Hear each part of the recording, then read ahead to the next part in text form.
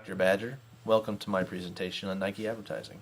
I'm Bill Tone, but before we get to the presentation, I have to tell you about this brand new shoe that Nike has created, and they're going to launch it to the general public here very, very shortly. This shoe is the first of its kind, the first ever self-lacing shoe. And I know what you're thinking. You want the first pair. You want to be the first one of your friends wearing these shoes around. I can see it now. It's going to be like Black Friday. Everybody's going to be lined up outside the door of their local Foot Locker, their local Finish Line, trying to buy these shoes. But take this into consideration, please. Nike, all by themselves, is going to take away the only workout that 90% of Americans have every day. No longer will Americans bend over to tie their own shoes. No. I'm appalled by this. Not really. It's just a joke. Let's get to the presentation. Nike advertising. What makes Nike great? Their advertising, of course. By definition, advertising is the act of calling public attention to one's product or service. And Nike has made a science of this. Okay, that Nike has nailed the advertising completely. Through this presentation, I will explain exactly how Nike has reached their advertising goals and why we, the public, love it. There are 4 key reasons to Nike's advertising success. First is the amount of money that they have budgeted for advertising. The more money a company can spend, the more advertising they can do. And the more advertising they can do, the further their brand name can reach around the world. Recognition, and that is the name of the game in advertising. Okay, reason number 2, Nike's development of a branding strategy. Okay, they're trying to make a connection with the consumer, and they want everyone to remember the brand name. And this is what brings us to reason number 3. Reason number 3, because Nike has made their advertising relatable. Okay, we sitting at home see the Nike commercial on TV, and we can picture ourselves there. We can picture ourselves doing what those people are doing. And this is the connection that they want to make. This is what comes into play, and what brings us to reason number 4. Number 4, this all creates customer loyalty. Okay, customer loyalty is when a company makes that connection with their consumers and they bring them back as repeat buyers over and over and over. And Nike does this in a great way. They want us, their consumer, to feel like we're part of the Nike family. They do a great job at this. Let's get to their advertising budget. Okay, Nike spends $2.8 billion, that's billion with a B, $1 billion a year. And they don't call this advertising. They call it demand creation. Okay, they have an annual budget that is greater than most companies' complete worth. And when you can do this, you can do anything you want in advertising. And that's why their brand circles all over the world. The first way that Nike does this is through print ads and billboards. You'll see them in magazines, Sports Illustrated, you name it. But the thing is that now Nike spends about 40% less on this than they used to. And this is because they're transitioning into the modern digital era. They're doing this by creating products that are technological, computerized. They created a wristband that they call Fuel Band that records and tracks the performance of everyday people that wear these bands, whether they're working out, running, doing whatever kind of exercise. And when people wear this, after they're done, they log on to their computer, to the Nike's website that they created. And now Nike has 5 million people doing this every day, over 5 million people doing this every day. And they log on to see their performance totals. This transition into the digital era not only affects the billboards and print ads, but it also affects the Nike commercials. And I love the Nike commercials. I remember the Nike commercials in the 90s where you had Michael Jordan, you had Charles Barkley and Bo Jackson and Andre Agassi. And I played sports when I was a kid. I loved watching sports, I loved playing sports, and I wanted to be like the people I saw on TV. My sports heroes, and I had my favorites. And my heroes wore Nike brand, so I wanted to wear a Nike brand too. Those were great as a kid. Okay, and then Nike starts to transition into the 21st century. Y2K comes around.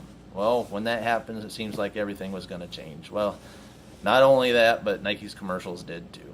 Okay, they started featuring ordinary people. I mean, I'll talk about that in a minute. This is all how Nike's brand strategy comes into play. Nike also spends about $1 billion on endorsement deals. Okay, there are 446 people in the NBA.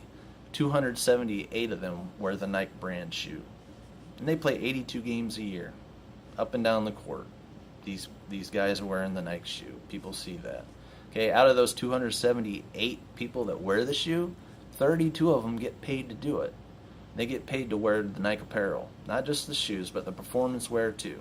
Now, I know that the sports teams are endorsed or contract with different makers, whether it be Reebok or Adidas, and some of them are Nike. So they have to wear whatever jerseys the team has decided on. But outside of that, they wear, these 32 players that are under contract wear the Nike brand. Okay, but that doesn't just stop with the NBA. That goes with Major League Baseball. They have athletes under contract too. NFL football, even hockey, track and field, soccer, you name it. Nike is all over the place, and they spend almost $1 billion a year doing this. Now, young people like to emulate their superstar heroes, and Nike knows their target audience are these young people, and they know how to reach them. This brings me to the second reason for success, which is Nike's brand strategy. Nike's commercials over the past decade have featured ordinary people, and the one thing that these ordinary people in the commercials have in common is a struggle. Okay, this struggle could be right in front of them, like trying to hike up a mountain, or this struggle could be internal. Okay, they could have pain, they could have exhaustion, they could have a handicap that they're dealing with, some kind of struggle.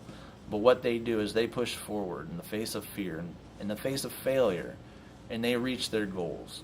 They push forward and face the challenge and complete it. Okay, they must find the strength and push forward. This is not only telling a story of heroism, but Nike is showing us that that hero can be us, that we can be that hero for ourselves. Nike does this by taking that ordinary person and empowering them.